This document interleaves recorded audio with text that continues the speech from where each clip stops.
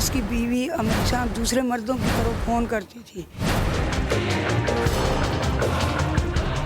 आप देख सकते हो सारी चीज़ जो है मतलब मारूफ है, मल्ले का मारूफ है।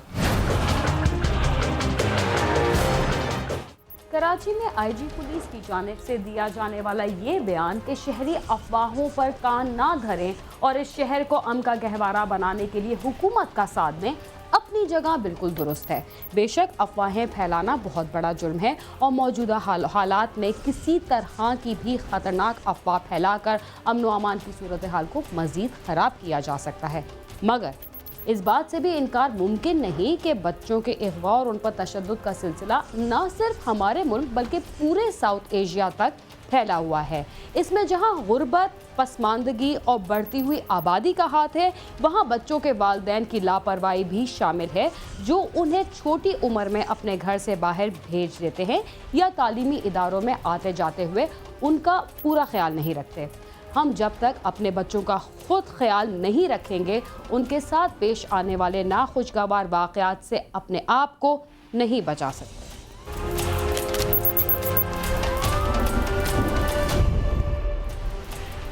नामालूम शख्स की किसी की भी लाश मुजरिम की भी हो सकती है और वो कोई बेगुनाह भी हो सकता है, इसलिए कि वो खुद इस काबिल नहीं होता कि किसी को कुछ बता सके।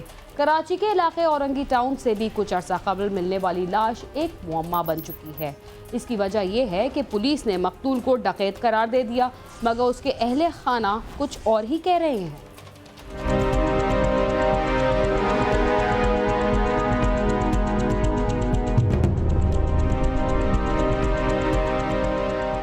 कराची के इलाके औरंगी टाउन गुलशन ज़िया से 20 जून की रात तकरीबन 12 बजे पुलिस को तशद्दुद और गोली लगी एक शख्स की लाश मिली। पुलिस के मुताबिक मकतूल अरबाब नामी शख्स के घर में अपने साथी के हमरा दाखिल हो रहा था कि इसी दौरान पकड़े जाने के बाद तशद्दुद और गोली लगने से हलाक हुआ। 29 जून को मकतूल की शिनाख्त फैसल के नाम से हुई, जो बल्दिया टाउन इत्तेहाद टाउन का रिहायशी था। मकतूल की वालदा ने बताया कि 20 जून को मेरा बेटा घर आया और मजदूरी पर चला गया। 3 दिन तक वापस न आने पर तलाश शुरू की, लेकिन कुछ पता नहीं चल सका। खातून का कहना था कि मेरे बेटे का अपने ससुराल वालों के साथ झगड़ा चल रहा था। इनका आपस में ये झगड़ा था। इसकी बीवी हमेशा दूसरे मर्दों की तरफ फ़ोन करती थी। था अनपढ़, लेकिन इसको पता चलता था, ये बोलता था, इसके सामने भी करती थी कि तू गैर मर्दों की तरफ फ़ोन नहीं कर। तो वो इसके ऊपर एवी थी, वो बोलती थी मुझे कौन रोकने वाला, तुम नहीं रोक सकते मुझे, जो चाहे तू कर। हमेशा इसका इसी बात से, इसके बच्चे से भी पूछो, 7 साल का है, वो भी यही बताएगा कि इनके घर में यही झगड़ा रहता था।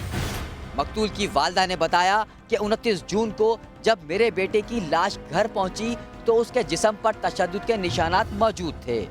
पुलिस ने मुकदमे में मेरे बेटे को डकैत बना दिया। परेशान चौक में इसका मस्जिद में कोई दोस्त था, तो उधर एम्बुलेंस वाले ने आके ऐलान करवाया।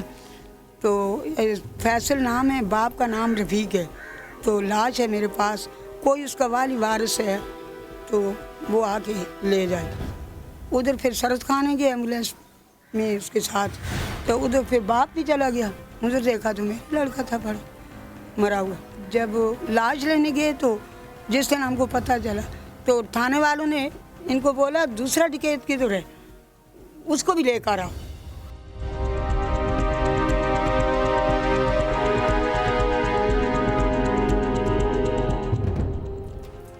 क्या फैसल को उसके ससुरालियों ने कत्ल किया या उन पर सिर्फ इल्जाम लगाया जा रहा है?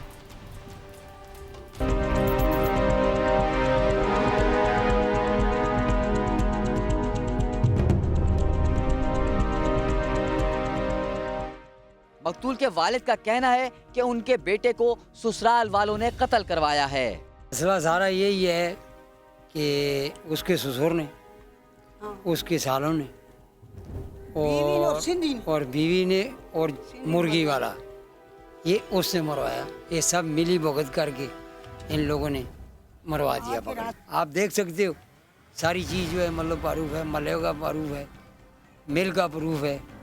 अगर वो डकैत होता पीछे से हिसाब किताब भी उन लोगों ने इंक्वायरी किया, वो भी कुछ नहीं निकला। बोला साहब ये साफ़ है, बोला फिर साफ़ है तो ये डकैत तो नहीं है ना, फिर इसका इंसाफ होना चाहिए। पीएजी ने बोला। अब ये नहीं पता है इंसाफ करते हैं या नहीं करते हैं। आज 16-17 दिन गया था। मकतूल के भाई ने बताया कि उसने मिल के मालिक से 300 रुपए लिए और अपने दोस्त को बताकर बीवी से मिलने गया था। फ़ोन पे बुलाया गया उसको ना, वो राब्ते उसके जारी थे। और यहाँ तक के मिल के ठेकेदार ने भी ये चीज़ बोली कि भाई इसने 300 रुपये लिए मेरे से और उसने बोला मैं घर पे इफ्तारी करूँगा। मैं घर पे आता, मेरे को इतना मामलात के घर के नहीं पता होते, मैं आता हूँ बस डिप्टी पे चला जाता था। फिर मैं वालिद ने और मेरे को वालदा ने बोला कि भाई ऐसे इसका ससुर भी आया था और साला भी आया था। इन दोनों ने भाई धमकी दी है कि इस बार अगर तुम्हारा बेटा उस सेट पे आएगा तो हम लोग चीर फाड़ देंगे। और उसके कुछ टाइम बाद ही देखा तो वही काम उन लोगों ने किया कि चीर फाड़ के लोगों ने फेंका हुआ था। क्राइम सीन की टीम जब वक़्वे की तफसीलात जानने के लिए पाकिस्तान बाजार थाने पहुंची तो वहां मौजूद शोबा तफ्तीश के इंचार्ज असलम बलोच ने कैमरे के सामने आने और मुकदमे की तफसील बताने से इनकार कर दिया। उनका कहना था कि इस मुकदमे की तफ्तीश जारी है, फैसल डकैत था या नहीं ये बात तो उस वक्त साबित होगी जब पाकिस्तान बाजार इन्वेस्टिगेशन पुलिस मेरिट पर तफ्तीश करेगी। कैमरामैन नईम खान के साथ खुर्रम गुलजार, समा, कराची।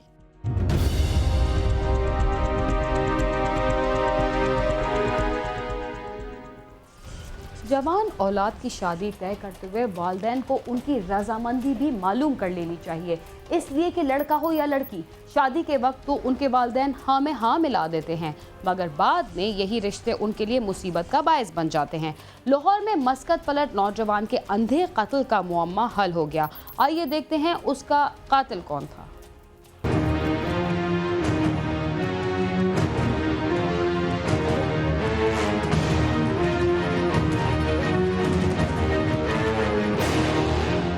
कोटली पीर अब्दुर्रहमान हरबंदपुरा का रहायशी नौजवान हाफिज मुजफ्फर रोजगार के सिलसिले में मस्कत मुकीम था। 2 माह कबल वो मस्कत से छुट्टी पर वतन आया तो वालिदैन ने उसका रिश्ता उसके मामू की बेटी इस्मा नूर से तय कर दिया और दोनों का निकाह भी कर दिया गया। ताहम रुखसती के लिए चंद माह बाद का तय हुआ।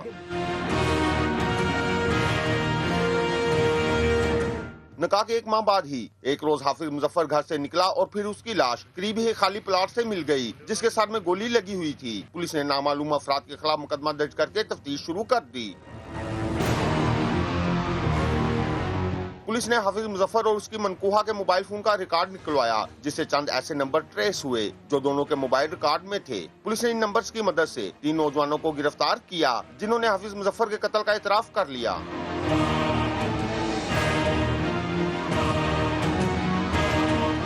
मुलजमान ने पुलिस को बताया कि इस्मा के तल्लुकात कासिम नामी नौजवान से थे। इस्मा ने वालिदैन को रिश्ते से इनकार भी किया था, मगर उन्होंने उसकी एक ना सुनी, जिसके बाद इस्मा ने कासिम से मिलकर हाफिज मुजफ्फर को रास्ते से हटाने का मंसूबा बना लिया।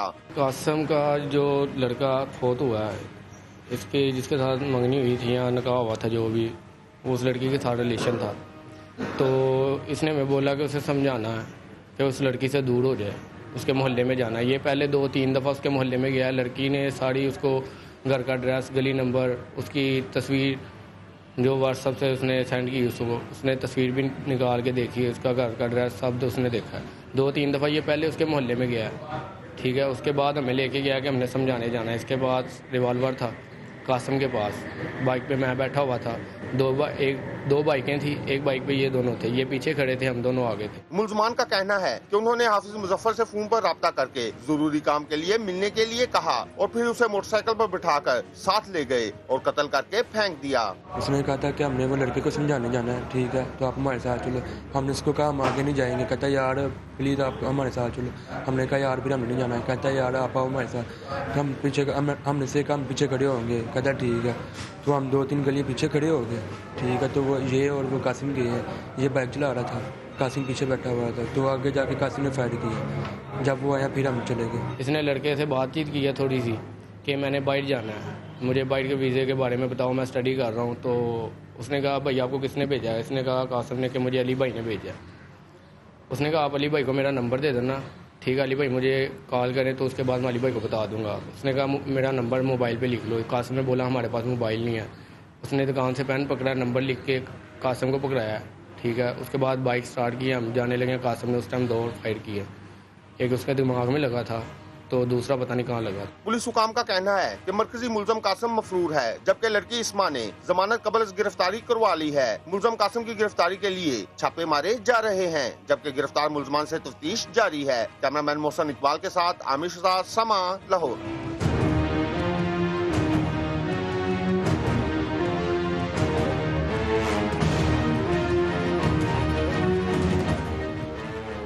बेजोड़ शादियां और किसी मजबूरी के तहत की जाने वाली शादियां हमेशा तनाज़े का शिकार बनती हैं, लिहाजा ऐसी शादियां रचाने से गुरेज किया जाए तो बेहतर होता है। प्रोग्राम क्राइम सीन में वक्त हुआ एक मुख्तसर से वक्फे का, तब तक आप समा के साथ ही रहिए। ये ट्रेस भी कर लिया मर्डर, जो कि एक ब्लाइंड मर्डर था।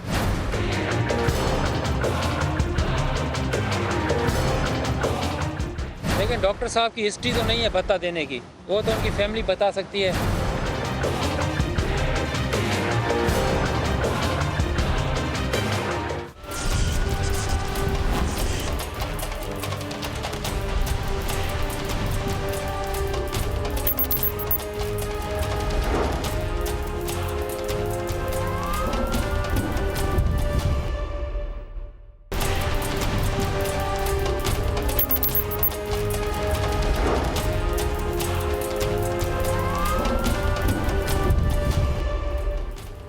प्रोग्राम क्राइम सीन में एक बार फिर खुशामदीद।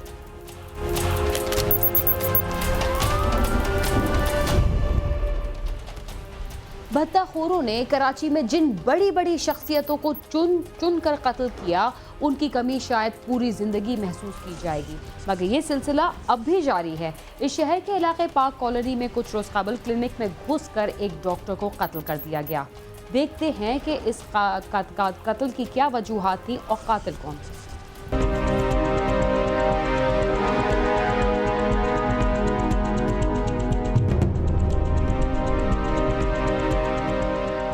भत्ताखोरों के लिए ना तो इंसानी जान की कोई अहमियत है और ना ही वो इंसानियत पर यकीन रखते हैं। अगर ऐसा ना होता तो वो बीमारों की शफा का वसीला बनने वाले मसीहा सिर्फ डॉक्टरों को तो माफ कर देते। कराची में ताजरों, सनतकारों और डॉक्टरों से भत्ता मांगे जाने की इत्तलात हमें आए रोज मिलती रहती हैं। ये भत्ताखोर इतने सफाक हैं कि चंद रुपयों के लिए किसी की भी जान लेने से दरेग नहीं करते। रवा माह की 5 तारीख को कराची के इलाके पाक कॉलोनी की मशहूर आबादी हसरत मोहानी कॉलोनी में बीमारों की शिफा के लिए हर वक्त कोशिश में मसरूफ रहने वाले 56 साल मुअम्मर डॉक्टर प्रीतम दास को फायरिंग करके हलाक कर दिया गया था और पाक कॉलोनी पुलिस ने कत्ल का मुकदमा नामालूम मुल्जिमान के खिलाफ डॉक्टर के बेटे की मुद्दत में दर्ज किया था। पुलिस ने वाक़े के 5 रोज बाद इस अंधे कत्ल का मुअम्मा हल करते हुए कातिलों को तलाश कर लिया और इस वारदात में मुलव्विस 2 मुल्जिमान अब्दुल रफीक और फजल करीम को गिरफ्तार कर लिया। पुलिस ने मुल्जिमान के कब्जे से असलहा और मकतूल डॉक्टर प्रीतम दास का पर्स भी बरामद किया है। पुलिस का कहना है कि मुल्जिम फजल से मिलने वाला असलहा ही इस कत्ल की वारदात में इस्तेमाल हुआ था। ये ट्रेस भी कर लिया मर्डर, जो कि एक ब्लाइंड मर्डर था। न सिर्फ ट्रेस किया बल्कि उसके दोनों मुल्जिमान को गिरफ्तार भी किया। मेन बंदा के भाई को गिरफ्तार किया, उसके बाद मेन बंदे तक पहुंच गया। फिर उसने जैसे डिस्क्लोज़ किया कि वेपन जो है वो फलां के पास है, फिर वो फजल को गिरफ्तार किया। फजल से जब वेपन मिला तो वो वेपन मैच कर गया उस कॉल के साथ जो कि मौके पर हमें मिला।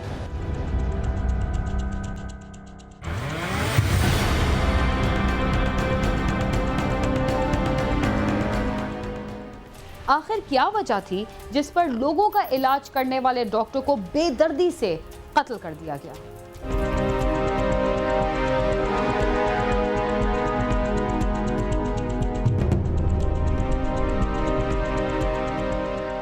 एसएसपी वेस्ट पीर मोहम्मद शाह के मुताबिक मकतूल डॉक्टर प्रीतम दास को मुल्जिमान ने 20,000 रुपए भत्ता न देने पर कत्ल किया है।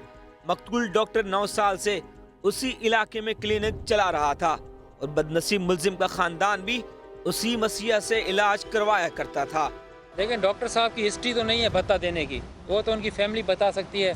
हमने पूछा था, इन्होंने कहा ऐसा कोई वाक़या नहीं है। डॉक्टर साहब 9 साल से इसी इलाके में सर्विसेज प्रोवाइड कर रहे थे। ये जो मुल्जिम है इसकी सारी फैमिली, इसके भाई यानी कि बच्चे सारे इसी डॉक्टर साहब से फैज़याब हुए। मुलजिम ने पुलिस को बताया है कि ताहिर नामी शख्स ने उसे डॉक्टर के पास 20,000 रुपए वसूल करने के लिए भेजा था। एसएसपी वेस्ट पीर मोहम्मद शाह का कहना है कि ताहिर की गिरफ्तारी की भी कोशिशें की जा रही हैं। जो ये मुलजिम बता रहा है कि ताहिर ने कहा था कि आप जाके 20,000 लेकर आ जाओ। अब ये सही भी हो सकता है और गलत भी। ताहिर के ऊपर रेड किया, उसके भाई अभी गिरफ्तार हुआ है।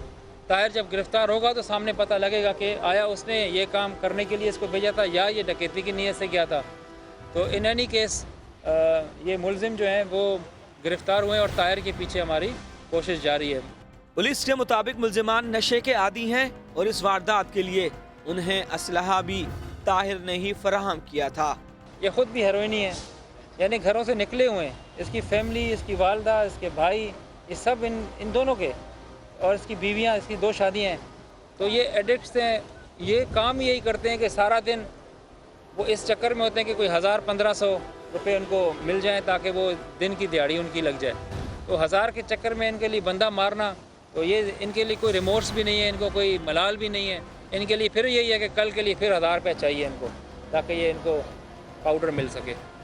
इसी प्रेस कॉन्फ्रेंस के दौरान एसएसपी वेस्ट ने एक और मुलजिम की गिरफ्तारी के सिलसिले में भी बताया, जिसने पुलिस को बेवकूफ़ बनाने की कोशिश की और उधार न लौटाने के लिए खुद ही डकैती का ड्रामा रचा कर खुद को मजलूम जाहिर करने लगा। काफ़ी सारी कॉल्स, प्रैंक कॉल्स आती हैं डेली बेसिस पर, लेकिन चूंकि उनका कोई हिसाब किताब नहीं होता, अल्टीमेटली वो स्ट्रीट क्राइम में ही कंसीडर की जाती हैं। लेकिन जब उसके पीछे हम जाते हैं तो वो प्रैंक होती हैं, झूठी होती हैं या सिस्टम का टाइम ज़ाया करती हैं। इसने ये बताया मेरी बाइक भी ले गए, 3 बंदे थे, 2 मुख्तलिफ बाइकों पर आए। तो इस तरह ये भी आप इस तरह के लोगों को जब आप एक्सपोज करते हैं तो दुनिया को पता लगता है कि इस तरह से you can not beat the system. और ऐसे लोगों को एक क्रिमिनल माइंड है ये, तो ये भी एक क्राइम हुआ है जो उसने कमिट किया है, ब्लफ किया है हमारे साथ। तो उसके भी हम देख रहे हैं कि किस तरह उसके खिलाफ हम कार्रवाई कर लें। आला पुलिस अफसरान ने कातिलों को पकड़ने वाली पुलिस पार्टी के लिए 50,000 रुपये नकद इनाम और तारीफी इसनाद देने का ऐलान तो किया है, मगर एक बेगुनाह डॉक्टर की कमी को शायद कभी भी पूरा ना किया जा सकेगा।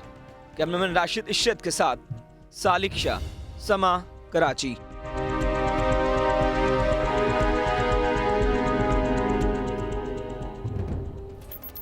इससे ज़्यादा अफसोस की बात और क्या हो सकती है कि भत्ताखोर चंद रुपयों की खातिर ऐसे अफराद की जान लेते हैं जो ना सिर्फ उनके लिए बल्कि बहुत सारे इंसानों की खिदमत के लिए अपनी ज़िंदगी वक्फ कर देते हैं। इसके साथ ही क्राइम सीन अपने इख्तिताम को पहुंचता है। अगर आप हमसे रब्ता करना चाहते हैं तो हमारा पता है cs@sama.tv। इसके अलावा फेसबुक और ट्विटर पर भी हमसे रब्ता कर सकते हैं। बीना खान और क्राइम सीन की टीम को इजाज़त दीजिए और देखते रहिए समा।